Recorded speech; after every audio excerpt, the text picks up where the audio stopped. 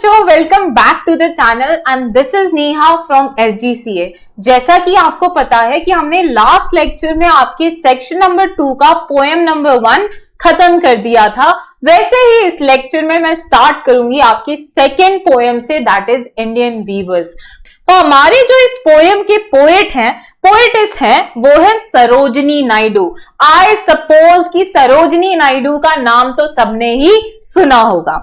She was a political activist, feminist and the first Indian woman who became the president of the Indian National Congress। बेटा ये activist भी थी जो rights के लिए fight करती थी, फेमिनिस्ट भी थी जो जेंडर इक्वालिटी के लिए फाइट करती थी, and she was the first women president of INC।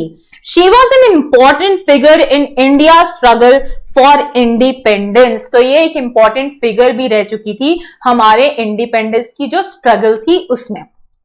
Sarojini नायडू's work as a poet earned her the sobriquet of Nightingale of India।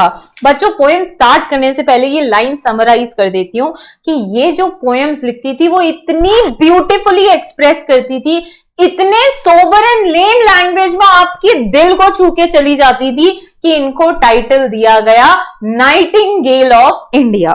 Letter she became the governor of the United Provinces in 1947, becoming the first women to hold the office of governor in independent India. Independent India में पहली women governor जो रही थी वो थी हमारी सरोजनी नायडू। तो ये तो बच्चों हो गया हमारे पोएटिस के बारे में। अब आते हैं हमारी थोड़ी पोएम के ब्रीफिंग के बारे में। Indian weavers is a short poem where the poet talks about 3 types of garment that the weavers weave at 3 particular times of a day। अब ये जो एक पोएम है बड़ी छोटी है, लेकिन यहाँ पे आपको 3 स्टैंजा देखने को मिलेंगे जहां पे हमारे जो वीवर्स हैं वो 3 प्रकार के गारमेंट सी रहे at 3 different times of the day. मतलब अलग अलग टाइम पे, दिन के अलग अलग टाइम पे वो अलग अलग गारमेंट सी रहे। Each stanza of the poem represents 3 important events of life। तो देखो यहाँ पे जो ये 3 वर्ड है बड़ा सिग्निफिकेंस रखता है। 3 stanza, 3 garment, 3 times of a day, 3 times of a day, और उसमें हमारी लाइफ के 3 स्टेजेस को डिपिक्ट किया गया है। दैट इज बर्थ, हमारा चाइल्डहुड, अडल्टहुड दैट इज जहां पे हम यंग होते हैं, बड़ा जोश होता है हम में, and the death that is the old age. Okay, 3 stanza में 3 गारमेंट को बताते हुए अलग अलग टाइम पे, दिन के अलग अलग टाइम पे वो हमें ह्यूमन लाइफ की जर्नी बता देती है, ह्यूमन लाइफ की जर्नी को हमें ट्रैवल करवा देती है। Okay, the colours mentioned in the stanza are very significant as they indicate the moods related to the events. तो यहां पे सिर्फ आपको ये चीजें नहीं देखने को मिलेंगी, एक और एडिशनल चीज देखने को मिलेगी, दैट इज यहाँ पे कलर्स देखने को मिलेंगे जो कि उस ह्यूमन स्टेज के जो इमोशंस होते हैं ना, जैसे चाइल्डहुड में जो इमोशंस होते हैं, अडल्टहुड में जो इमोशंस होते हैं, या डेथ में जो इमोशंस होते हैं, वो उस कलर्स के द्वारा वो एक्सप्रेस करती हैं। तो ये तो हो गया बच्चों हमारे पोएम के ब्रीफिंग के बारे में। So let's start with the poem. Indian weavers, weavers weaving at the break of day, why do you weave a garment so gay? Blue as the wing of a falcon wild, we weave the robes of a newborn child। तो first para बच्चों यहाँ पे देखो, first stanza, that हमारा जो viewers है, हमारे जो वीवर्स हैं वो कब बुनने का काम कर रहे हैं, वीविंग का काम कब कर रहे हैं? At break of day. At break of day कहने का मतलब जब धरती पे सूरज की, सुबह के टाइम पे जब धरती पे सूरज की पहली किरण गिरती है जो कि बताती है कि अब रात से दिन हो चुका है, उसे कहते हैं एट ब्रेक ऑफ डे। मतलब यहाँ पे एट ब्रेक ऑफ डे का कहने का मतलब मॉर्निंग टाइम, सुबह सुबह का time. Okay, why do you weave a garment so gay? तो वो वीवर से क्वेश्चन पूछती है कि आप जो गारमेंट वीव कर रहे हैं वो इतना खुशी वाला क्यों है, इतना उनको देख के खुशी क्यों हो रही है उस गारमेंट को। गे कहने का मतलब यहाँ पे बच्चों होता है हैप्पी। नेक्स्ट लाइन में वो डिस्क्राइब करती हैं कि वो गारमेंट कौन सी कलर का है, तो it is blue as the wing of a halcyon wild. Halcyon wild यहाँ पे एक बर्ड होती है बेटा, ओके। और वीवर्स उनको रिप्लाई क्या करते हैं, we weave the robes of a new born child. तो जैसे दिन की शुरुआत होती है वैसे ही वो किसका कपड़ा सी रहे हैं, एक न्यू बॉर्न चाइल्ड का। मतलब दिन की शुरुआत होना एंड ह्यूमन लाइफ की शुरुआत होना।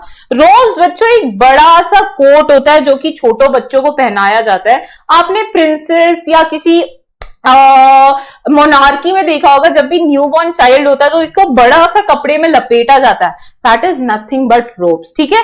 तो इस हमने स्टैंजा में क्या देखा कि हमारे जो वीवर्स है ना, एकदम सुबह की टाइम पे जब सूरज की पहली पहली किरण धरती पे आके गिरती है तो वो एक गारमेंट सी रहे होते हैं जिसको देख के बहुत ही ज्यादा खुशी होती है।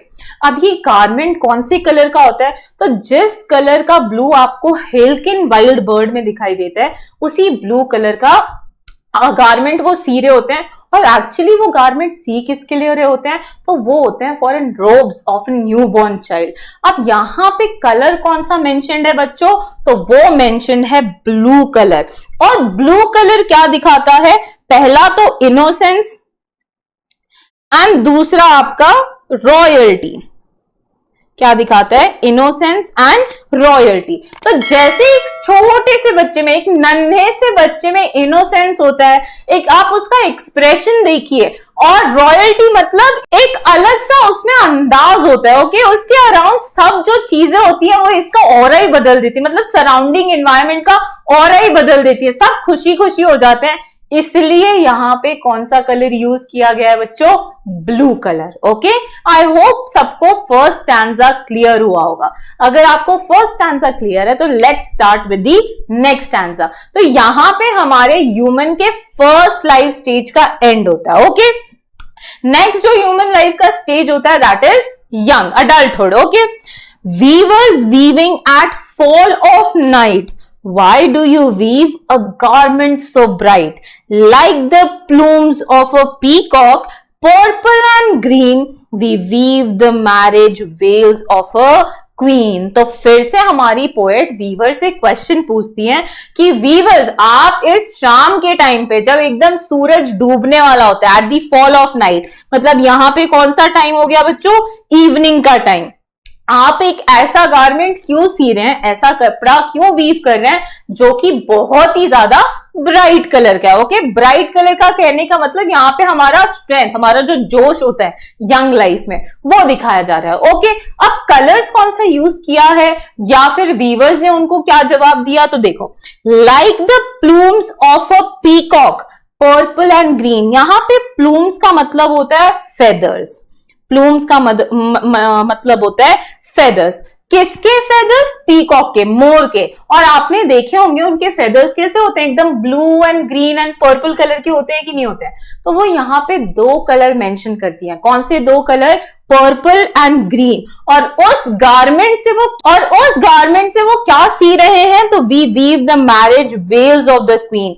वेल्स कहने का मतलब आपने क्रिश्चियन वेडिंग या इंडियन वेडिंग इनफैक्ट देखा होगा, दुल्हन एक घूंघट डालती है, राइट। क्रिश्चियन में देखा होगा तो व्हाइट कलर का होता है, इंडियंस में देखा होगा तो रेड, अलग अलग कलर का हो सकता है।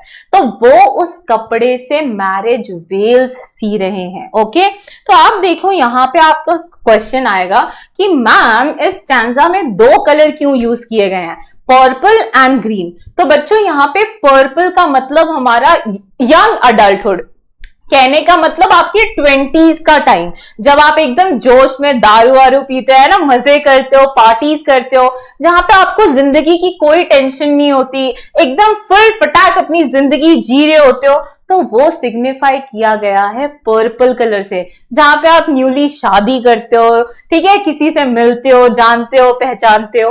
और दूसरा जो कलर है ग्रीन, तो ये है बेटा हमारा लेट अडल्टहुड।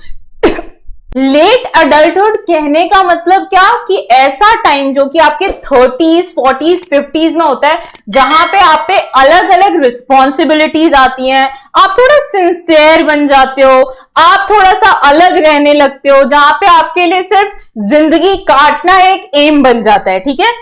तो अडल्टहुड में आपको दो फेजेस देखने को मिलते हैं, एक यंग अडल्टहुड एंड दूसरा लेट अडल्टहुड, जो कि हमारे किस कलर के द्वारा दिखाया गया है, तो वो है आपका पर्पल एंड ग्रीन। तो ये था हमारा ह्यूमन लाइफ का, इस स्टैंजा से हमारी पोएटिस ने दिखाया ह्यूमन लाइफ का second stage, that is adulthood. Let's move to third stanza.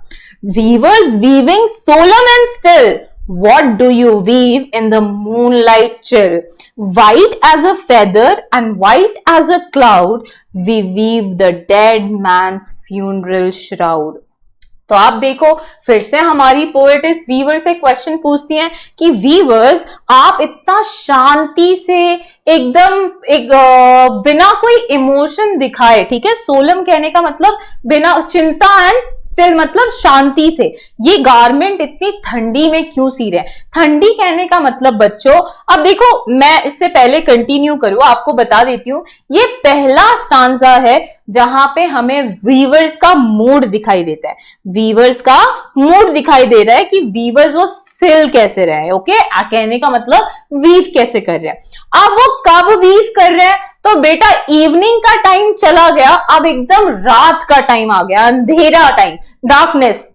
जब मून होता है ना दिन में, एकदम इवनिंग खत्म हो चुकी होती है और पूरा डार्कनेस दैट इज रात आ जाती है, तो वो उनसे पूछती है कि आप मूनलाइट चिल में क्या वीव कर रहे हैं? तो वीवर्स रिप्लाई क्या करते हैं? White as a feather and white as a cloud. तो इस स्टैंजा में कलर आता है व्हाइट, किसकी तरह कंपेयर किया गया है? तो जैसे किसी बर्ड के फेदर का व्हाइट कलर होता है, नहीं तो आप जैसा आसमान में जो बादल देखते हैं उसका व्हाइट जो कलर होता है, उसी से कंपेयर किया गया है। और उस व्हाइट कलर के कपड़े से वो सी क्या रहे हैं बच्चों? तो we weave a dead man's funeral shroud. Shroud कहने का मतलब कफन का कपड़ा, ओके। आप जो आपने देखा होगा किसी की भी अर्थी उठाई जाती है तो उनको सफेद कपड़े में बांधा जाता है ना, जलाने के लिए सफेद कपड़े में बांधा जाता है। तो यहाँ पे हमारे जो वीवर्स हैं, जो आप पूछ रहे हैं ना कि इतना शांति, इतना चिंतामय होके क्या वीव कर रहे हैं, तो they are weaving a dead man's funeral shroud, okay. तो यहाँ पे व्हाइट कलर बच्चों एक काइंड ऑफ एंड दिखाता है कि सारी चीजें आप विद इमोशनलेस, कोई भी इमोशन नहीं होता। ओल्ड एज में आप सब आपका साथ छोड़ रहे होते हैं, सब आपको भूल जाते हैं, तो इसीलिए वो इमोशन हमारी पोएटिस ने व्हाइट कलर से दिखाया, okay. So this was third stanza informing us about the last stage of human life, that is death और द ओल्ड एज। तो आई गेस आपको ये तीनों स्टैंजा समझे होंगे कि कैसे हमारी पोएटिस ने तीन स्टैंजा को यूज करके ह्यूमन लाइफ की जर्नी को बताया। सबसे पहला चाइल्डहुड स्टेज, दूसरा अडल्टहुड स्टेज एंड तीसरा द डेथ स्टेज और the old stage, okay. I hope आप सबको ये पोएम समझी होगी।